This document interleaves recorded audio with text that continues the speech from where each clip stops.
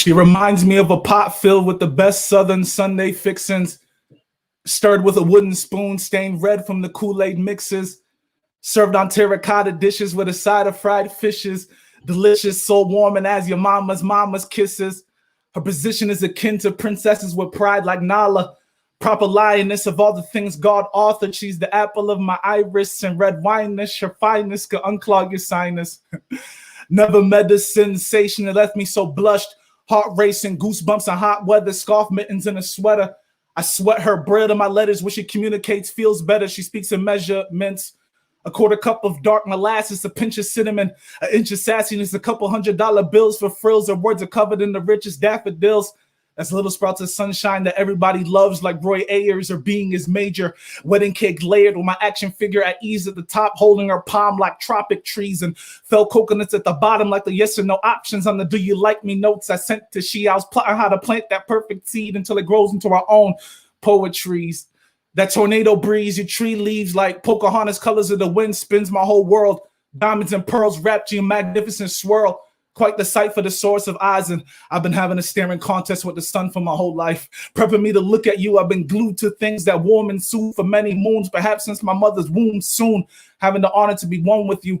Promise to feed you and tell you you're pretty like Trixie. Cosmo Wanda ain't fond of you, missus, because you answered all my wishes. Listen, I've been flipping gold arcade tokens into well waters and praying to the Heavenly Father to borrow. Not the average, but something farther, something hand-sculpted, non-reluctant, a bit reckless, hella succulent love interest. Let me cater to you. I'll grease you out, put your bonnet on, paint the nails on your dominant hand. I'm a one-man standing ovation. Obnoxious when you grand slamming outfits that outwit even the most pompous fashion outlets that amount to my stolen hoodies and your overalls stunting with curves, the dazzling wedding dresses looking like a plate of hors d'oeuvres. You got quite the nerve looking this good today, dressed in Mrs. K's bridal collection. You got my heart arrested. Let's start my sentence. I've been alphabeting all in when it comes to wording your dimensions. I think I got it perfected. Your decadence is the dentist, blessed forever in your presence. Thank you for being here. On the real, thank y'all for being here. Peace, peace, peace. Y'all show some virtual love for today's special guest. That's Aaron St. Louis. I'm just give y'all a minute to let that piece marinate in. That was dope. Thank you so much, Jason. Appreciate you. Oh, man, we appreciate you, man. That was dope, man. So today our special guest is a brother from the Springfield, Massachusetts area. His name is Aaron St. Louis, and I call him a young stunner, you know, just because he's a little younger than me, and he's stunning with the vocab and the words and the swag, you know. So I'm honored, man. I'm honored, man. Yo, you said you're a one-man standing ovation. Can you describe that? One man standing ovation. I think when it comes to properly loving your woman, you make sure that you are the number one person in the stands with the foam finger, clapping whatever she does, even if it's the smallest thing. Because you know, us as men, when we love a woman, she could just be sitting there and we're all googly eyed, and she could be doing one of the most incredible things, and we're googly eyed. Like we're just so in love and enamored by her that like whatever she does, you know, we're gonna be the ones there rooting, rooting and hollering because she flowers so well. That's right, man. So you sound like a brother that actually might know how to love a woman. Is that true? I'm trying to figure it out. I'm in the middle of writing a poem. One of the parts says, "This is so different. I want to love you with intention, but this is so different. So I'm estimated guessing." And I feel like that's kind of where I am right now. Like I have an idea of romance. I know how to just treat and love people in general. So when it comes to a woman, when it comes to like satisfying legitimate means and not just like the physical and all the easy stuff and bringing her flowers, but like legitimately taking care of their mind, heart, soul, all that good stuff without projecting my sometimes hyper masculinity on them while trying to do that. So yeah, it's a balance, something to figure it out. There's no manual, but I think the right heart and mindset can get you to the right place. Oh man, you know, when you start talking about not projecting your hypermasculinity onto them, you know that's when they're gonna start coming at you if they watching this, man. You ready for that?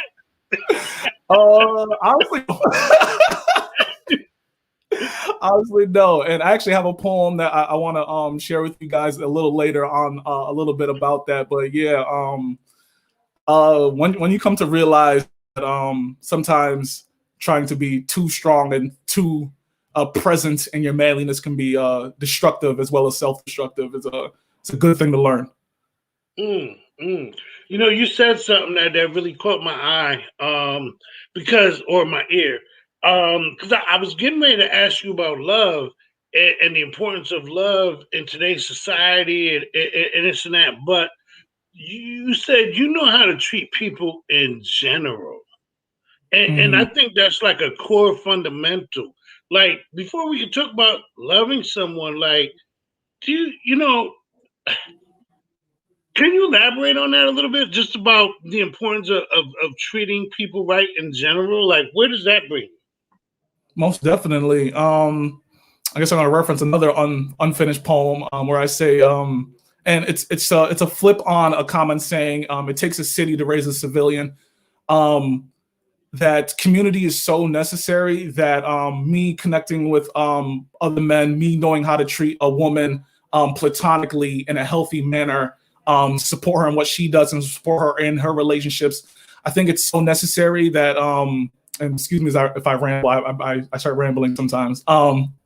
It's so necessary to know how to treat each and every person so they can be successful on their own as well as successful amongst everyone else. Because no man is an island, and I realize that the older I get, that being hyper independent doesn't fulfill the, I guess, the inner desires that you have. I think it's natural that people like to gravitate towards each other, be able to rely on each other, be able to genuinely love and listen to each other and hear each other.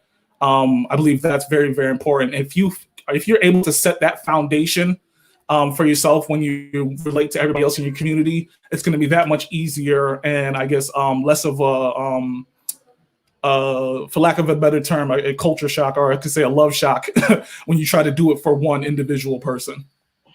Yeah, yeah. I just think it's important, man. You know, I mean, here I am. I'm 48 years old, and I'm still learning the importance of just how to treat people, how I want to be treated. You know, Definitely. it's so important, man. It's so important for us to realize the value and how much love is necessary, man. You know, I guess we're getting into Aaron St. Louis, the lover first, but let's get into the person. Like for those that don't know you, who is Aaron St. Louis and what do you do? uh, Aaron St. Louis is the I like to say some real simple black boy that just loves words, and it comes out in very interesting ways. My favorite is poetry. I like to try to relay information and emotions in a way that's worth consuming multiple times over. Like I'm guilty of I guess being a little sneaky with my topics and a little sneaky on how I relay information. But I think it provides an ability for people to kind of put their own thoughts and emotions into the words and not just feed them exactly how I feel, as well as make something worth listening to 100 times so that they can get different things each and every time. And I try to be a know-it-all, but I realize as I write poems, I am not a know-it-all. I'm trying to figure it out for myself as well. And I originally thought that I have to have some grand solution at the end of every poem, but sometimes it's just great to open up the conversation so we can kind of like walk through this and learn this together. Because like once I get off the stage, those thoughts and emotions that I left there, they still exist, that and they still deserve like conversation. They still deserve to be thought through. They still deserve to live and exist just like we do. And I hope once I'm off that stage, I'm able to talk to people about certain things. Because like when I'm on a stage, I'm not just talking about depression because mental health is a hot button. I'm not just talking about love because everybody relates to it. I'm not just talking about the intangibles just because that's cool now. I legitimately want people to dig a little deeper for that with that for themselves so they can properly impact their community as well. Yeah. And I hope that answered the question. I talk a lot. No. It was dope. In this interview, I actually need you to talk a lot. But but no, you touched on some real dope things. First of all, I love the way you got to the point that, like, you may not have the solution in every poem. Mhm. I was talking a few weeks ago on the show with Ty Allen, and I remember me and him talked about, like, in almost everything, still a gray area, because just when you feel you got something figured out or mastered, there's a whole nother realm of possibilities that opens up with that. Yep. Just like a lot of the societal problems we face aren't just based on one problem; they're interconnected. Right. You know, and I can say the same thing with the mental health that you touched on. Even with mental health issues, there's stuff that's interconnected and stuff that stuff is stemming from. Mhm. But I do want to get back to one point you just made, which was really Sure. dope. So you said a lot, and that was good because it was, I caught it. So Mhm. you said that you're sneaky with words, Mhm. and you kind of like people to, read into what you're saying and then kind of extrapolate, their definition of it, and find their own solutions. And to me, okay, I may not be the end all be all as far as solutions with this, but as far as art, but I feel that that's like my definition of art. Like when Yeah. you go to look at a painting, right? You don't know what the hell that guy was thinking when he painted that picture. You know what I mean? But you can Exactly. extrapolate, and that's the beauty of art, to be able to look at that painting and say, "Yo, it brings me here, or makes me feel here." Look at the way, man. Imagine what he was feeling, the way those brushstrokes are growing. Right. And I feel the same way about my poems. Mhm. I don't always like this. Like, there's a time to say some stuff straight out, but the beauty in the art is, I want you to search, break down the lines and the bars, and you know discover what I was hinting at, because I was Mhm. hinting at some stuff. Right. So I guess my question is, can you expound just a little deeper on your sneakiness with words? Most definitely. Sometimes I feel like if a poet's gonna or anybody's gonna over explain, it's kind of like what was the point of the metaphor in the first place? You might as well just make this prose instead of poetry if you're just gonna explain everything. As well as like with kind of like how you reference paintings, and people have so many different styles. So there's their style of brushstroke, their color compositions, what they decide to actually paint, all that is weaved into the story. And I like to do the same exact thing with my poems, where there's a bit of mystery involved, where I might reference something random, or I might make this kind of like twisted metaphor out of nowhere that kind of like flips how you think. And sometimes not the most obvious how they connect, but like that's why I like to say it's worth listening to multiple times, because it's like, oh, okay, A and B actually do connect. It's not all over the place. He actually meant for you to think this or feel this, or even open up your mind to be willing to think more and feel more in reference to that. And honestly, like that pretty much came from my own like desire. Like I like when people do that. I like when people are a little. I like when people don't feed you everything, because of course we're up here trying to educate, but art is it's a beautiful thing. Metaphors are stimulating, similes are stimulating, alliteration is stimulating. So I want to give you all of that while I'm trying to feed you something good as well. Yo, I feel you, man. And you know what? You got me, like, you got me ready for another piece, man, because we're sitting here getting so deep into your words and your metaphor. Would you mind blessing us again? Most definitely, I got you. The day my ex and I broke up, I helped her clean out her closet.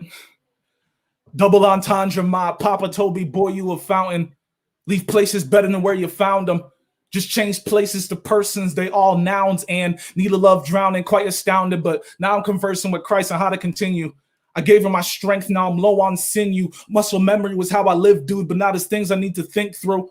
So as I sit back and reflect like Wonder Woman bracelets on how to give my heart a facelift, man, I've been facing feelings so tasteless, craving craziness, ladies bathed in radiance, caving in weak whims. That's whack as hell. Caveman Simpsons like Sideshow Mel. The basic stuff is not where I dwell. That's what my slideshow tells. Timeline full of divine mind cells. Self-mastery starts in the head, dude, and I love to believe I got that cred too.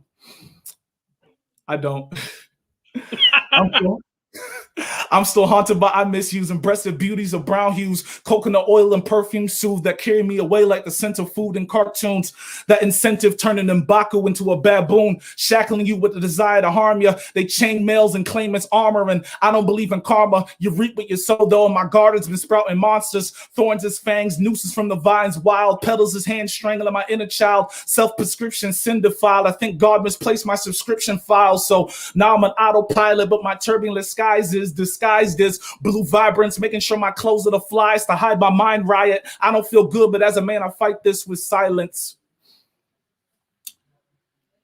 My troubled homie in his 20s who feels like his former self shell said when he sizes up any situation, he gotta excel.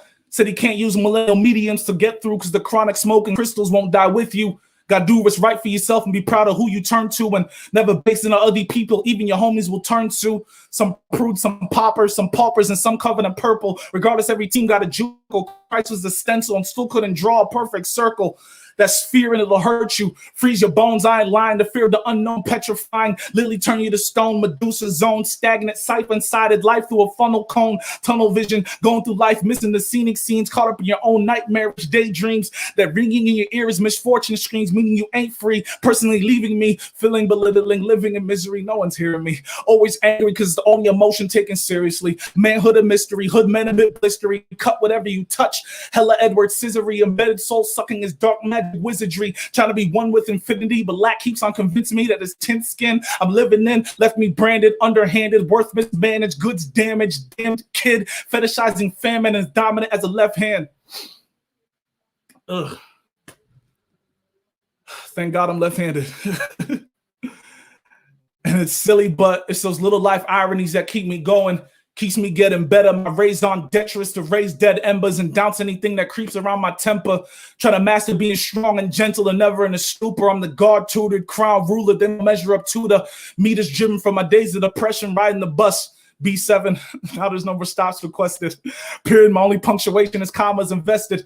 Mirrored, my Toyota Camry carries me like a chariot. Nothing's perfect, but now I'm the chariest. I bury this nefarious doubt, airy wits. I ride it out. That's how I bully my problems, reflect on the outcome and genuflect the God of Adam, respect the data that he told the fountain, a mountain to a mountain of facts that keep my being intact, the kind of stuff that put air back in your propeller cap, a mighty gust lift your spirit in a few seconds flat. Now that's combat, massive yet compact, not a compact, it's real. That's how you keep contact with the future you who's winning already. I'm just helping him win early. Make sure my ends meet so his up past flirty. Clean up my message so he don't have to live dirty. Rich in mercy so bitterness won't hurt him. Alienating whackness until he's a goat earthling. Universing any negative comment. Can't get through my mesosphere. Meso superior to any king's chair. He ain't for me is the bitterest pill. I ain't Jazzy Jeff. I ain't thrown by how I feel.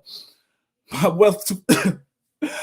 My worth too fresh for that, and that's real. Now I ain't much realer. Now I treat opportunity like I'm left with the dealer. Mine first and hammer with the builder. That's fine work. A Samson between the pillars since birth. No one's iller with a verse. Church. Thank you.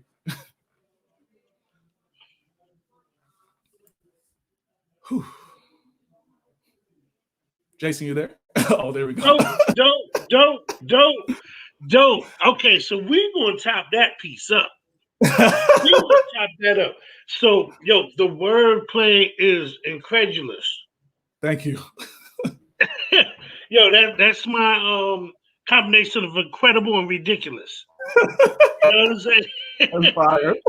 Yeah, but I know you can relate because it seems like you snuck in your own little self-definition of words there too. Am I correct?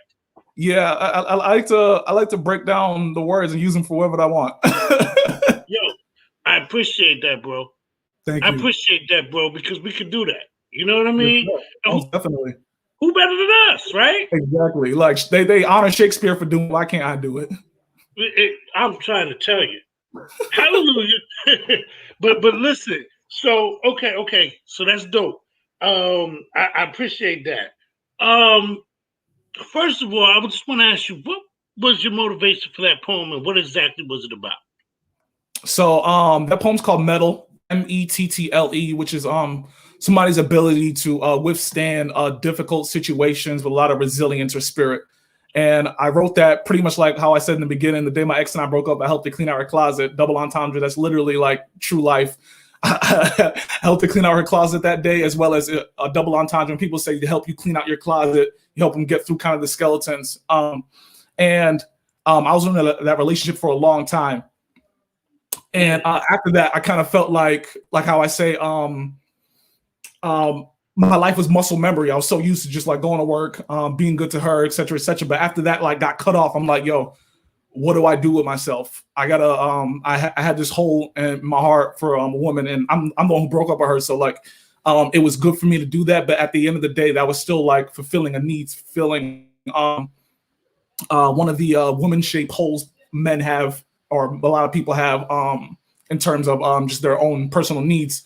And I was just kind of like going through that, breaking down how I feel, breaking down like the negative feelings from that. Because like a lot of times when we go through breakups, we try to drown them out in the wrong things.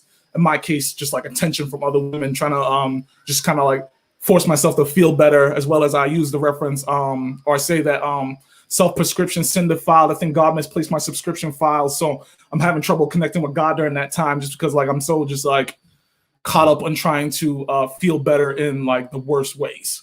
And so I go through that, and there's a shift in the poem where I'm just like kind of like talking about like the dark things. Always angry because it's the only emotion taken seriously. Manhood a mystery. Hood men a bit blistery. Cut whatever you touch. Hella Edward Scissory.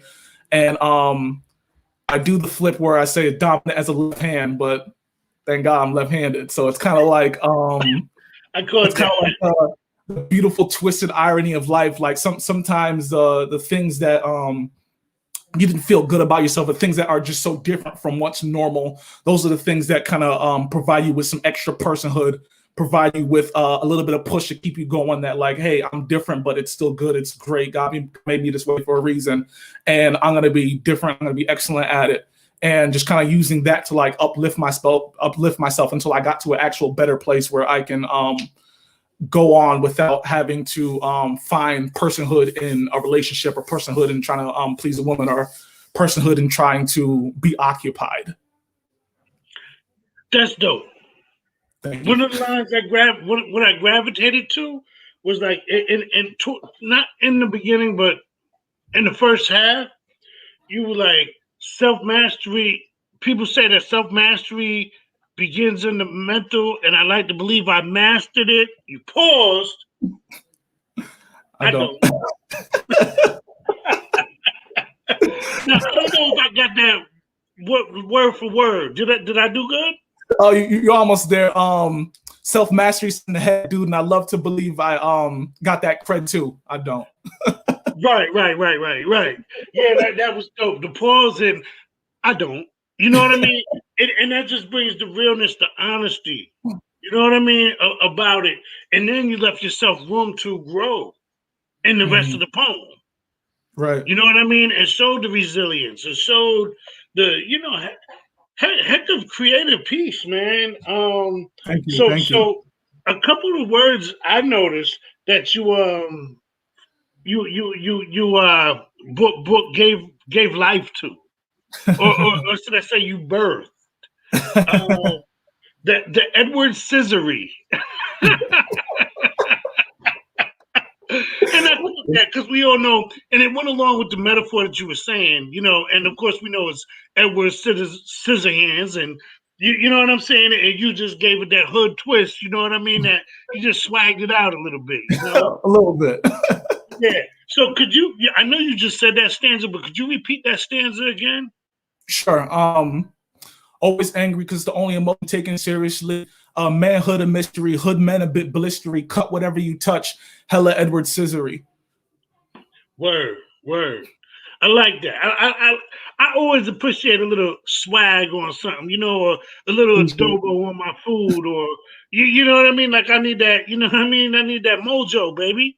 Oh yeah, The fact that you spell your name like Sun, that's so saucy. I love that. Oh man, thanks, man. That's so Yo, saucy. because it's crazy because I was looking for like when I was looking for my poet name, I was like, yo, because I had already kind of said some of the street stuff that I was, you know what I mean? I was like, yo, I kind of like going by my government now. Because, you know what I mean? I could go by my government now. So I didn't want to change it much. But so originally, when I started doing poetry, I was younger. I was like, yo, my name is JaSun. Like, you know how you pronounce, hey, JaSun. You know what I mean? Like, JaSun, because I still be sinning. That was my mental back then, But then after a little while, I was like, wait a minute. I've been kicking all this positive stuff and rolling with these positive cats and living a positive life. Right. So it went from JaSun to JaSun. That's fire. That's so fire. Yeah. It's like metamorphosis right there in the name. I thank you for appreciating that, though. Word. Oh, no, most definitely. Yo, it's another word. Now, you might correct me because I'm not sure if I caught it right, but did you say genuflect?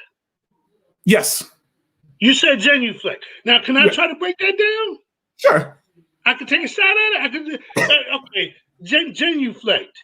A genuine reflection. Genuflect's a real word. Oh.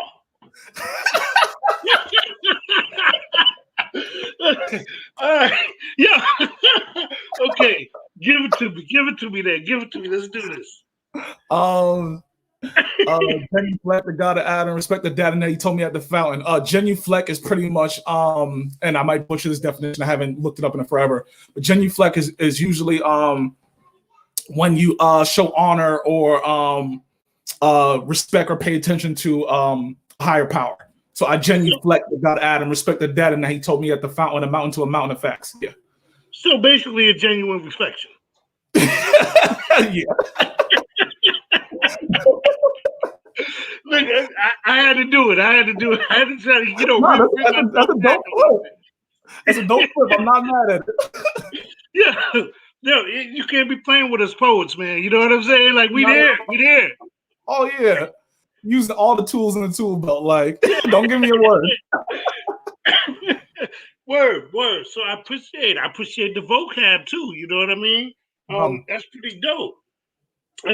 Another dope thing I noticed about your poem. See, I got a lot of dope things I've noticed about your poem, Your pauses. Yes. Yo, you freak your pauses, yo. And there's power in the pause, Could you expound on that a little bit? Your use of pauses, when you decide to use it, what makes you use it? Is it a feeling? Is it a fact? Is it talk about it?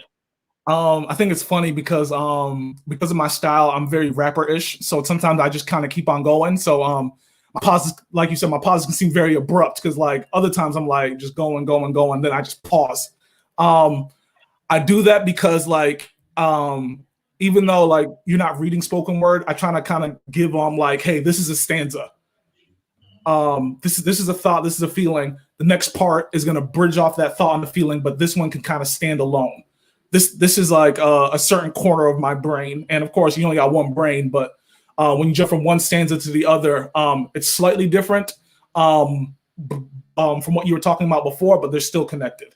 And so and plus, like I think it was, I forgot which rapper, it might have been Eminem said, make sure you pause to let him let him breathe a little bit, let him catch what you just said. And I probably should do that more.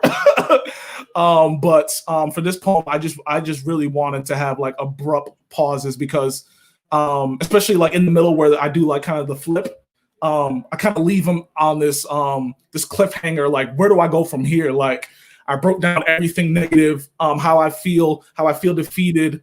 Like, and it's funny, it's like dominant as a left hand. You can't choose your hand in this. People try to force it before, like force people to use be right hand, but you can't force your hand in it. That's natural. So like, how do I overcome something that's natural? Overcome something that's seen as a negative, seen as a put down. I got power in that, so I'm going to use it. And that's how I transition from the next part. So yeah, hope that answers your question on pauses. Word. You said you leave people in a certain corner of your mind. Like that was dope. Mhm. And I like a lot of times when people talk, I get the visual, so I automatically saw my mind, and I was like, damn, my mind must be like an octagon. You know what I mean? Like it definitely ain't no square. You know what I'm saying? MMA fight in there. Yeah. I got mad different corners. You know what I mean? Sometimes I got to get out of them corners. That's healthy. But that's another story. You know what I'm saying? I appreciate it though, man. Your pauses were phenomenal. They were dope. And I think you chose them wisely. I think that us as poets, a lot of poets don't use enough pauses, but they're definitely powerful. I think, and there was one where you actually ended it. Your last word was silence, and then you paused. You know what I mean? So you gave them that silence. You spoke. You know what I mean? And that's how we capture the power of our words, man. That's how we capture the power of our words. What do you have to say about the power of words? Man, words is magic. Like it's an abracadabra. Like you invoke so much with your words. It's crazy. And of course, like words, I believe words and actions go hand in hand. But when it comes to poetry, where it's just the stage, the microphone, you and your words, you got to let the words do the actions as well. You got to let the words do the work. That's why I write the way I do, like how I write so heavy. I want the words to do the work. And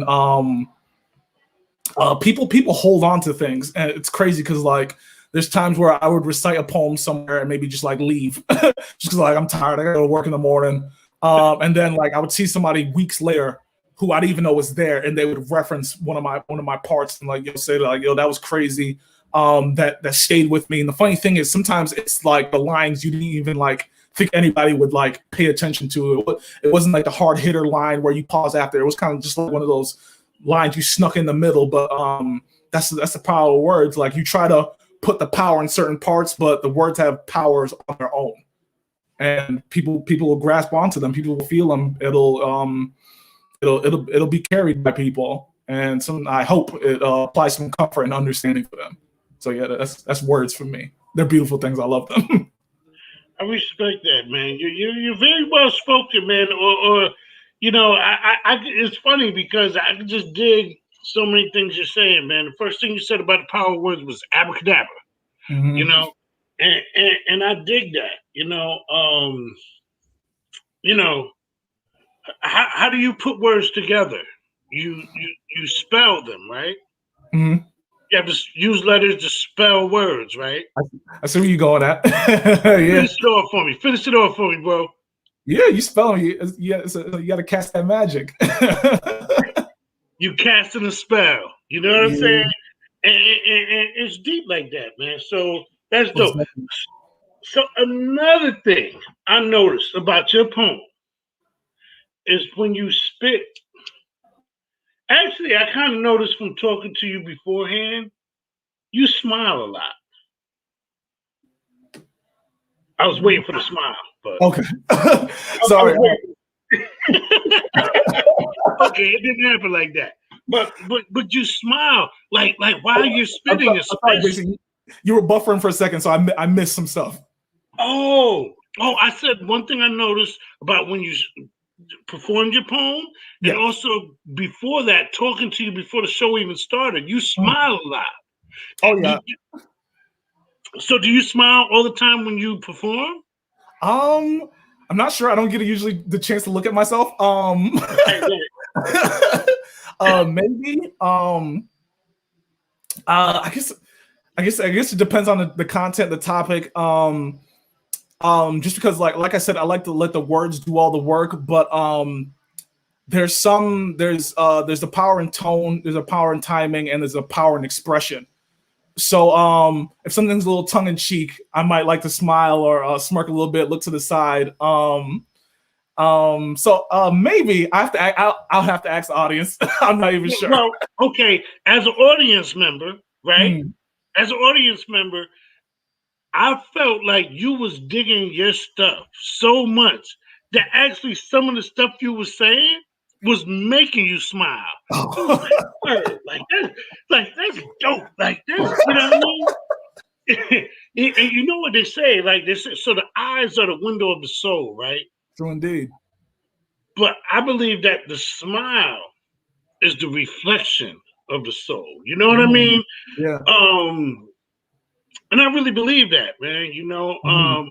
I used to have this thing like if you see people and they got a bunch of pictures and they're not smiling in none of the pictures, That's a what's sign. wrong with that picture? Yeah. You know? So but I'm a little curious, I'm interested in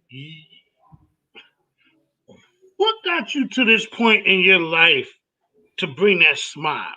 And before you answer that, I want to take that a little deeper and say, because I noticed you smiling when you perform, Hmm. and it's because your stuff made you feel good. But what is it that how did you find poetry? How did you first started writing, and where did that how did that transpire for you? It honestly came from rap. Just hearing like a verse and like what it invoked and the imagery that it had, that it painted, it kind of like blew my mind. It's like in a movie where somebody gets like their eureka moment, or they get their epiphany, and like the colors change and things of that. It kind of like felt like that for me. And it's like, whoa, he's saying 10 different things, but it seems like he's talking about something else. The specific song was Lupe Fiasco's Daydreaming, where there's this Mm, verse where he's talking about his city, but he's describing it as like a robot, and how he's on top of the robot and the different parts of the body are parts of his city, and he's referencing like some negative stuff about his city. But me who likes, I love cartoons, I love anime, things of that nature. I'm just seeing this just like this I guess like for Power Rangers reference, like a Megazord, and he's in it, except it's made out of society. It's made out of the negativities of his world, and that kind of like blew my mind. And I thought like that was amazing how he was able to do that with words. So I kind of wanted to do the same exact thing. Um, and I think like a lot of times when you start writing, the first thing you do is try to emulate who sparked it in the first place. But as you write and you keep on going, you learn to kind of admire people for their quality and standards rather than trying to copy their style. So I try to, that's why I try to like make my writing rich, so it's worth hearing 1,000 different times. But we all have these like natural inclinations when we do different things. Like I could study and try to map myself out to be somebody else, but I have these automatic mannerisms and how I move and how I speak. And the same thing happens when I write. Like there's just some things I can't avoid when writing. And sometimes I have to go back and like, no, I do that too much. Let me switch it up. So yeah, word, word. I think that's how I came to writing, and definitely how it made me feel free, as well as how it touched other people, especially like unexpected people who I didn't think even cared about poetry, people who seem to be on the more, I guess, stoic side, where they're not expressive with their emotions and how they feel and how they think. But a lot of times, a lot of people think a lot of the same things. They're just kind of like, they're not good at articulating it. And I feel like because I'm able to articulate things to a certain degree, it's kind of my duty as a poet, and maybe the duty of all poets or people who are able to speak well, um, to kind of like say what the person who can't speak speak for them, pretty much. Yo, I dig it, man. I dig it. It kind of brings me back to what you were saying about when people bust down your lines, and like you said, when you might just have to come somewhere, drop a piece, and bounce because you're Mhm. tired or whatever. I can relate to that. And then people seeing you and be like, "Yo, that's the brother that said, McDonald's or whatever." You know what I mean? Or that's the brother that was talking about the purple tree with the, you know what I mean? And they remember that, and there's almost nothing more gratifying Right. Then when people can identify with your lines, I can relate to that personally, man. Definitely. You know, I've had a couple moments where people like after being on stage, and it's just the one or two moments. Like I remember getting off. I was in New York and I got on stage, and it was just this dude there, and he was like waiting for me to get off the stage, and he was crying. You know what I'm saying? Mhm. And he was like, "Bro, that was the dopest thing I ever heard in my life." You know, and it's everyone may not feel that way, Right. but how dope is that? It's an amazing feeling. You know? Yeah. And you're like, sometimes you show up to a venue ready to recite, but you had a crappy day. Sometimes you don't even feel like being there, but like you don't like to go back on your word. You like to stick to commitments. You go up there, you do your thing. You've done this poem 1,000 times, so you forgot how well it impacts. And somebody comes up to you and is like, "Yo, that was important. Thank you so much for that." And it's kind of like, "Yo, this is why I do it. Thank you for reminding me." Word, word. Yo, it's pretty dope, man. You're a pretty dope dude, man. I Thank you. actually would like to get you down this way, when things open back up anyways. Most definitely. I can't wait till everything opens back up. How has this coronavirus whole thing impacted your life? Well, I work from home now. Usually I was commuting from here to Connecticut every day for work. I work at Pratt and Whitney Aerospace Jet Engine Company. And I actually don't mind being home. Even though I am pretty expressive, I consider myself an introvert. I've been saving a lot of money on gas. But the thing with that is sometimes your safe places, work creeps into your safe places. Like there's a section in my home now where whenever I look at it, I just think about work. I think about my job. And that takes away some peace from me, to be honest. But Ooh. I like the fact that once I'm away from it, I'm away from it. I can still the time I lost commuting and the money I lost just being out and about, just spending money when I don't even need to, spending money on gas. I'm kind of getting that back just by being at home, learning to just kind of like sit calm when I can. And yeah, I definitely miss reciting a lot. It's awesome that we're able to do like virtual things of this nature, but there's a difference between being at home reciting and being in like this low lit venue where you're able to go on the stage, you're able to spit something. Everybody's there. You don't have to worry about buffering. You don't have to worry about sound quality to a degree, and you're able to interact and touch the people after. After you recite, I really miss that because I do love connecting with people a whole lot. Yeah, I could tell you're a people person, man, and that's a dope quality, man. Thank That's you. a dope quality, bro. Would you mind spitting another piece for us? Most definitely. Word. I got a lot of undoing to do. I got to unbreak my own heart, and it requires more than surgical glue. Stitching myself back up with no anesthesia, too. I admit it's worth it, true, but the worth doesn't always make it easier. Ain't leisure, preparing to become a keeper, learning to relove your features and burning any creatures creeping around the vast area. That's some trauma monsters that make you glitch from past hysteria. Trying to muster that balance between learning from pain and making sure it doesn't reign as king. A next level ability, teetering emotional catastrophe and hypermasculinity. Ladies, trust me, I hear you. I get it, bear with us. We just trying to compensate. Like, I know how some of y'all worried about this manpower, so I need a beard full of flowers to dilute my alpha to make myself more palatable, but we can't compensate. Or how dude trying to fill every notch in his belt with any chick, even your ex, so well, it's her fault for being thick. Hella depravity, but that's another tally to go about in life, but that same belt and some gravity tempts his throat at night. We can't compensate. Calling myself the young auntie magnet, a bit silly, but older woman and mad attractive to me. And my homie agrees. Difference is he got molested by one as a kid and still can't shake that desire free. We can't compensate. Looking for some tenderness, something real or not even sexiness, but some type of good loving. But the dads that stayed and didn't both taught us don't ask for nothing.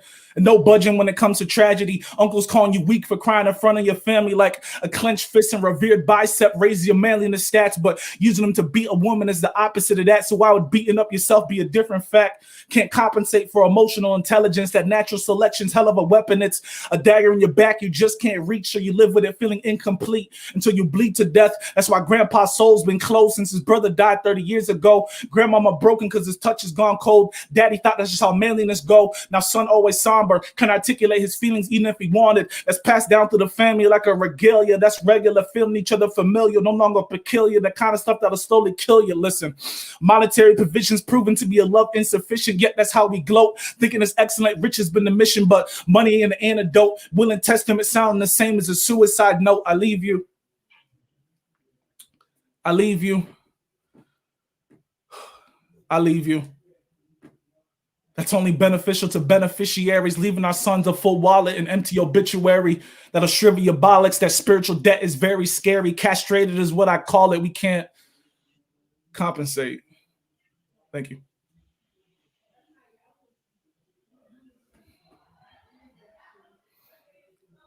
Nice.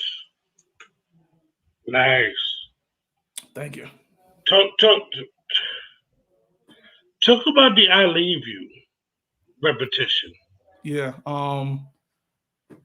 Will and Testament sound the same as a suicide note. So when a man dies or anybody dies, they have the will and testament and they're always talking about, hey, I leave you this, I leave you this, I leave you this, I leave you this. But the suicide note can say the same exact thing. Hey, I can't do this anymore. I leave you.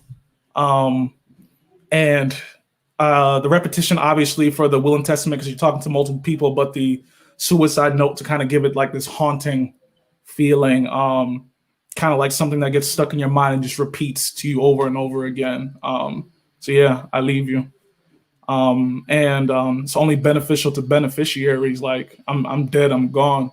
Y'all can have that. And of course, the will and testament, obviously, you get money, you get land, things of that nature. But with the suicide note, it's kind of like this is my gift as I go. And of course, like that's not something to be facetious about. It's more so this is something that person often will carry with them for the rest of their lives as well. So yeah.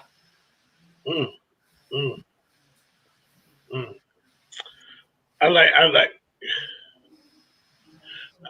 It's a heavy piece, man. Thank you.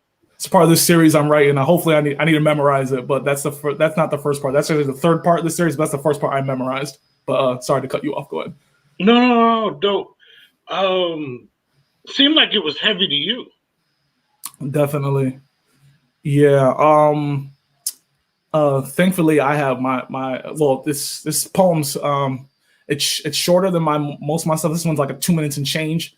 But I wanted to kind of like just stuff it full with just thoughts and feelings, especially like the title poem, Compensation, how we can't compensate, trying to just do some stuff that seems admirable or some stuff that seems dumb or some stuff that seems masculine, trying to just cover up this emptiness that we have inside, this brokenness, trying to stitch ourselves back up, using just these different things. And although, like, I specifically, hey, speak to the ladies, hey, I recognize the hyper masculinity. I'm sorry, bear with us. We just trying to compensate. But the rest of it is just kind of like men's relationship with men and how we connect with each other when it comes to our values, our money, how we express ourselves. And at the end of all that, trying to compensate, I say it'll shrivel your bollocks. That spiritual debt is very scary. Castrated is what I call it. It's crazy. Like, we're losing our masculinity by trying to cover it up with all these dumb stuff that we call masculinity. Yeah, I feel you. You went into a part in that poem where you broke down like the family structure, kind of. Mm-hmm. Could I hear that again? Yeah, most definitely. Sorry, where's a good place to start? That's why grandpa's soul's been closed since his brother died 30 years ago. Grandmama broken because his touch is gone cold. Daddy thought that's just how manliness go. Now son always somber, couldn't articulate his feelings even if he wanted. That's passed down to the family like a regalia. That's regular, feeling each other familiar, no longer peculiar, the kind of stuff that'll slowly kill you. That's exactly what I was talking about right there. That's deep, man. You know, and sometimes, like I notice, your wordplay and your flow is so incredulous that that that it almost covered up the deepness of your message. Definitely guilty of that. Yeah. And it's deep, man. That whole family breakdown, like I caught it, but I needed to hear that again. You know, and it was dope, man. Obviously, that piece, you know, kind of set with me too. You know, I noticed you didn't. Sometimes you go from like a crazy, ridiculous flow to a subtle summary statement of what you just flowed in.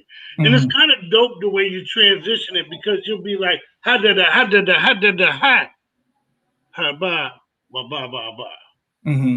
You know what I mean? Yeah.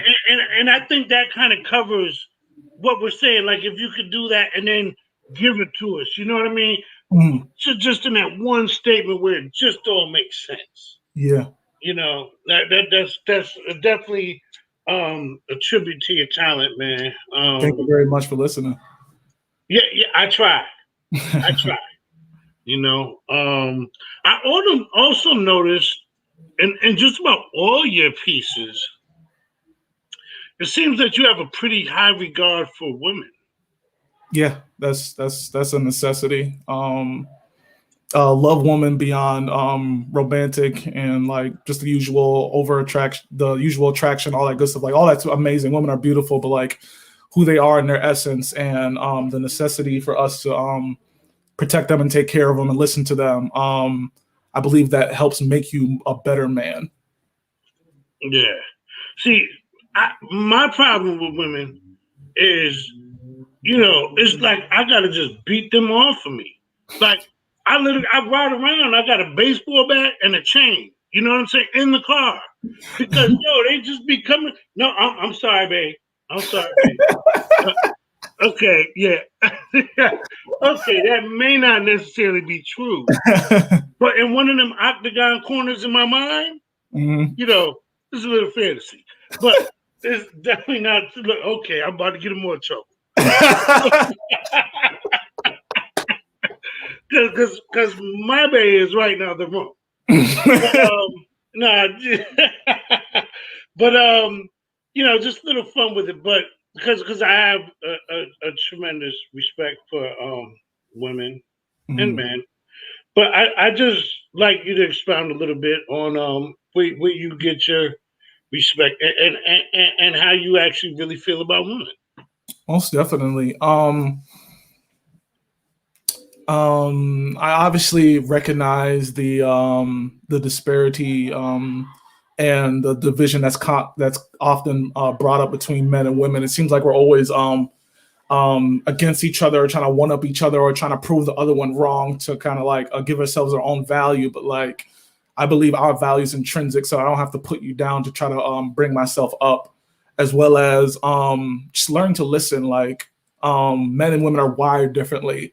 And if I only think of women as somebody to feed me, somebody to fulfill like sexual desires, somebody to just pour out bad feelings about, and once I feel better, walk away, I'm missing out on the 95% of their extravagant essence that just comes out in different ways, whether it's me to my mom, me to my sisters, me to my platonic friends, me to romantically, and everything in between. There's so much to enjoy and so much to value there that I got to make sure I am willing to tuck my pride in the back, just because like the way the world is right now, with the patriarch, misogyny, all that good stuff. Women are quote unquote easy to step on, easy to put down, and I got to make sure I don't do that because putting down somebody else reflects on you. Like something's wrong with me intrinsically. There's an issue with me internally if I'm okay with putting you down and bigging myself up. Like the Black movement is a beautiful, awesome thing, but I can't trust a man who speaks Black power. Who in a poem, well, in an unused poem, I say I don't trust a Black man who drops Black gems but refuses to put them on a woman. Because like a lot of times we can be for the people, unite, all that good stuff, but go home and not treat my Black woman properly, see her only as like this being just to create kids for me, to clean up. I don't treat her right. I don't talk to her right. I don't listen to her properly. There's something inherently wrong with that. Especially if I'm trying to be positive in this different realm. It's kind of like, am I only positive in this realm because it benefits me? Right. Are you only positive in a poem? Right. Yeah, I get it. You know, but there's some tough women out there too now. 1,000%. I got a poem in my series about that as well. I'm not. Okay. Right. No, but it's true, and I agree with you in the importance and all of that. And I also believe that we need to be listened to and loved and all that. Just the same, it's mutual, you know. 1,000%. But what I'm finding these days is to unlock the levels of love in life and to share that with someone.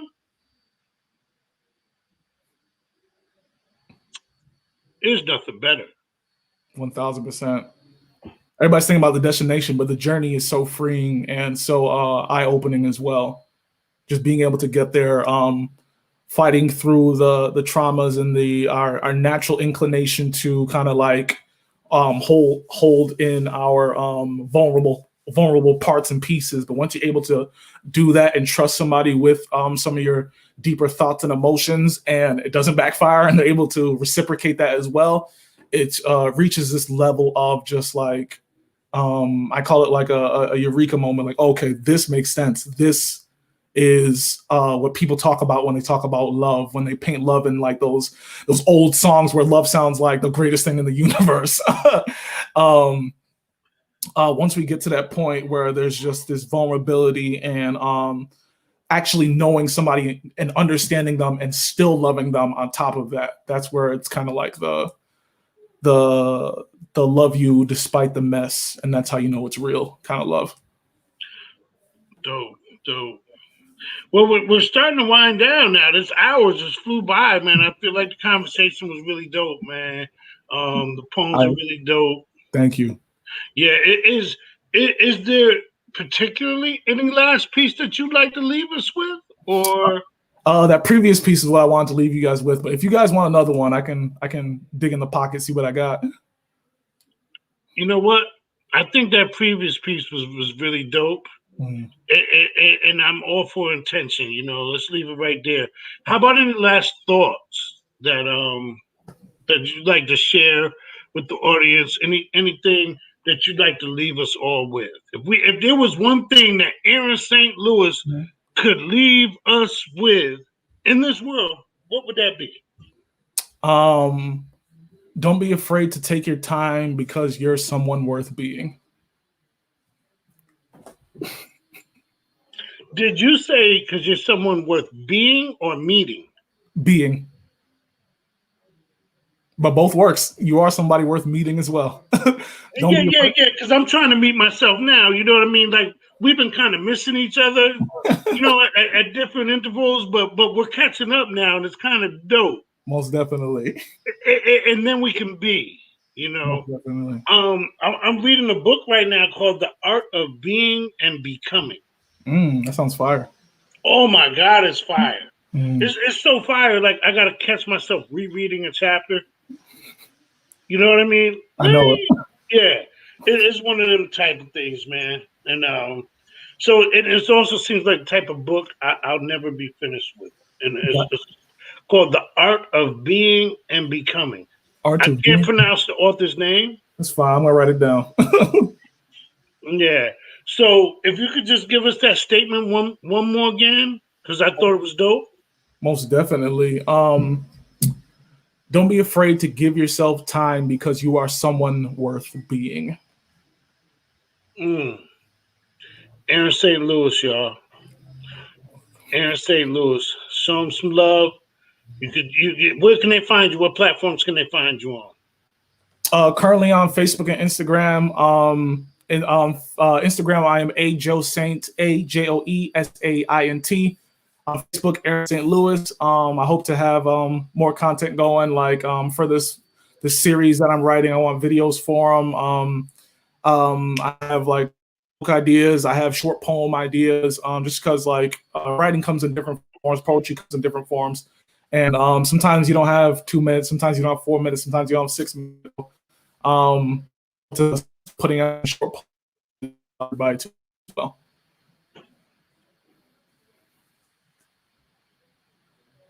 All right, can you hear me? Yes. Good. It buffered a little bit, but we're out of time. Again, I'm so glad I met you at this point because I'm Most looking definitely, forward to Jason. the rest of the journey, bro.